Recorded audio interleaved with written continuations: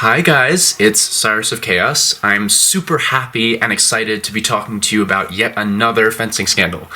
It seems like every single day that there is a saber competition, there is some kind of fencing scandal. And these days, it seems to be surrounding the Uzbek team quite a lot. Now, I want to say right here, I don't blame any of the athletes for this kind of situation, and you shouldn't either. This has nothing to do with them. They are very hardworking people, and they want to win just as much as everybody else does. But despite what everyone keeps telling us, Emmanuel Katsiadakis made a statement saying that this Olympics, for example, was the cleanest and most fair Olympics ever. That's great! But no matter what people keep telling us, if you have any experience with this sport and you have two eyes that are connected to a brain, it's pretty obvious what's going on. There is very clearly favoritism in our sport, and the source of it is that everything in our sport is just extremely unclear. There are no clear calls anymore. Every single call can be given in either direction, and that is a huge problem, not just for this aspect of things, but it's also a huge problem for people watching. If we want our sport to be a big sport like tennis, which you think about it now, and it just seems laughable that that will ever happen. And it won't, as long as this continues. But if you want the sport to grow into something like tennis, where people watch it, they're excited about it, they want to follow it, this needs to stop. Things need to be clarified, and we need to stop having scandals like this. Now, I have not spoken publicly about this before, but I have a contact in the IOC who says that the only reason that fencing still exists in the Olympics at all at this moment is because of tradition. It's one of only 5 sports that has existed in all Olympics. And 2, the protection of Thomas Bach, who is a retired Olympic foil fencer who is currently the president of the IOC. But from the perspective of the IOC, we just keep asking for more and more as a sport. And the only time we're ever mentioned in the media is either for sexual assault scandals or corruption scandals. So from their perspective, you have a sport that nobody understands or cares to watch versus having another sport that, like American Ninja Warrior or something, which is on the list, that wants to get an Olympic spot that people will pay to watch. Like, it will be easy for them to get a ton of viewership for that, sell out tickets, and they only have a finite amount of space in the Olympic Village for the athletes. So adding a sport like that means kicking out another sport.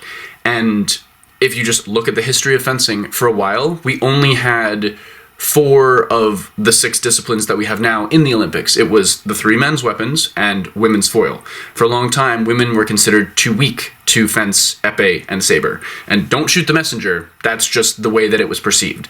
So when we were able to get a 9th and a 10th medal for women's épée, they kind of rolled their eyes and gave it to us. And then we asked for women's saber to be included, and again, they rolled their eyes and told us, well, you can have your events if you want, but we're only going to give you 10 medals still.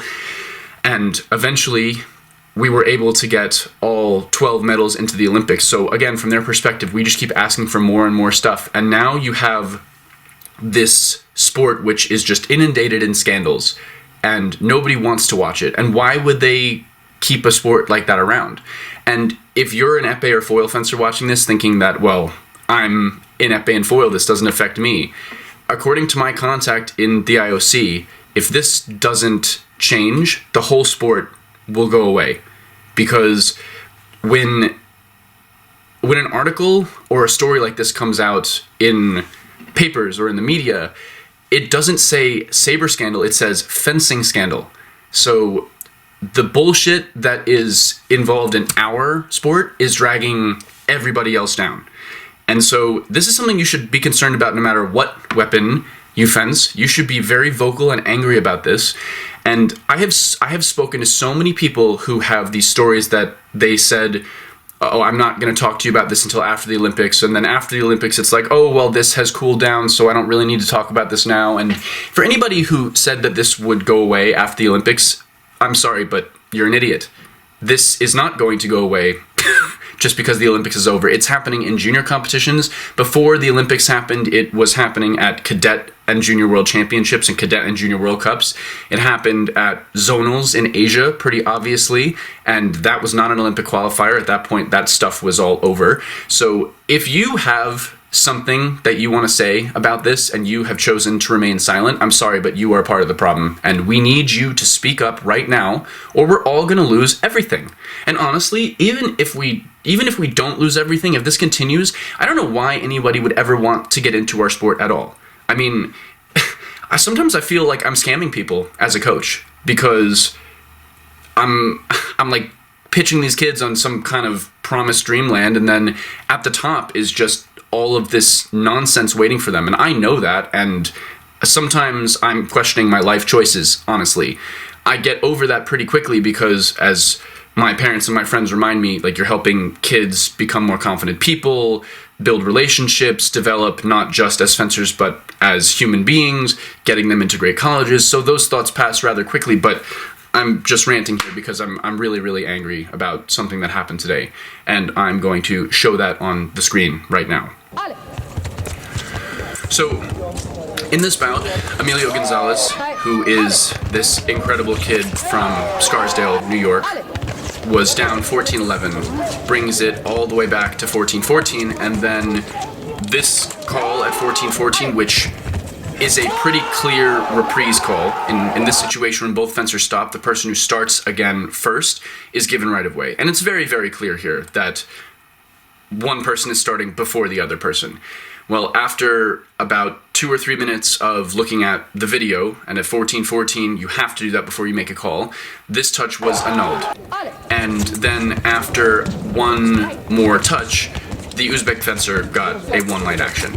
Now, the Americans and several other people wanted to watch this video because live, like without a live stream, you only get to see it once. So a bunch of them went over to the video to watch it, and first the computer was shut and they were told they couldn't because of bad internet, whatever the hell that means. These videos are on the computer in a program and you just go back and you watch it. So it has nothing to do with the internet. Then Vasil Malenciev, who's often discussed during these scandals and controversies, comes over and says he wants to watch the video alone. And when the fencers in the area were like, yeah, fine, do that, he's like, oh, that's so great that I have your permission to do that. Thank you so much for letting me watch the video. But guys, I want to see the video. Alone. He wants to see alone. Can I see the video? Go ahead, please. Go ahead. Where? I'm free to go. You cannot imagine how much I love you. If you let me be free, you cannot imagine how much I love you. He watches the video, the computer gets closed again, and he walks away. So the Americans again walk up, open the computer to try to watch it again. This time, a Bulgarian from the DT or from the technical team that's handling the videos comes over, slams the laptop shut on the fingers of one of the fencers trying to watch it, and then unplugs the laptop and walks away. Gates, how to get out of the enter? Oh, no, it's too long. Oh yeah. Oh my god, yo, I have you on video, bro. I have you on video, bro. You see this? This is crazy. Oh, no, it's too long. Oh yeah. Oh my god, yo, I have you on video, bro. Again, I don't even know what to say about this. We are going to lose our whole sport if this stuff continues. And if you guys are okay with that, then please, by all means, don't say anything. But if you're angry, you need to speak up about this, or we're going to lose everything. Thank you for listening to my rant today. Hopefully we don't have to talk about this again, but I'm not so stupid to believe that, so I'll see you in the next scandal video.